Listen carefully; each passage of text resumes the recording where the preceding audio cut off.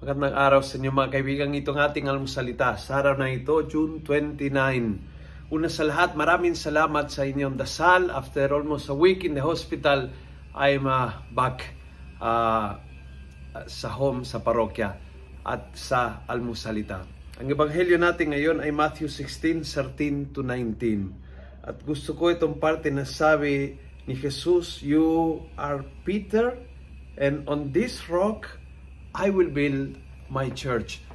Ang simbahan ng Panginoon na nakatayo sa katauhan ng taong mahina, taong may maraming pagkukulang, taong may pagkakasala, pagdududa, maling pagkaunawa. Yan si Pedro, at ang simbahan ay tinayo ni Jesus sa balikat ni Pedro at sa mga kanyang mga kahalili hanggang ngayon. Pope Francis, may kanya-kanyang kahinaan ng mga pope, may kanya-kanyang pagkukulang, may kanya-kanyang kasalanan, but ginamit pa rin ng Diyos sila, si Pedro, at tayo, dahil ang simbahan ng Diyos ay tinayo niya sa balikat ng tao.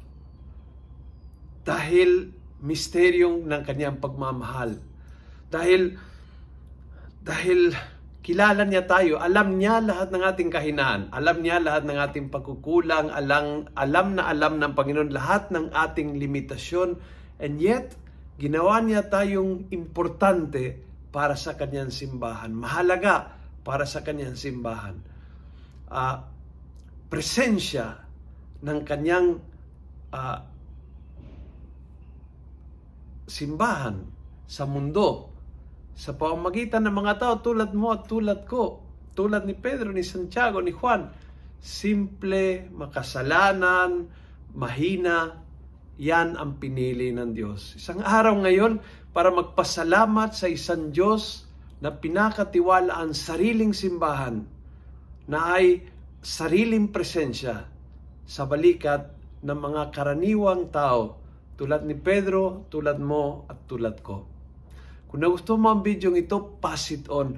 Punuin natin ang good news ang social media. Gawin natin viral araw-araw ang salita ng Diyos. And God bless.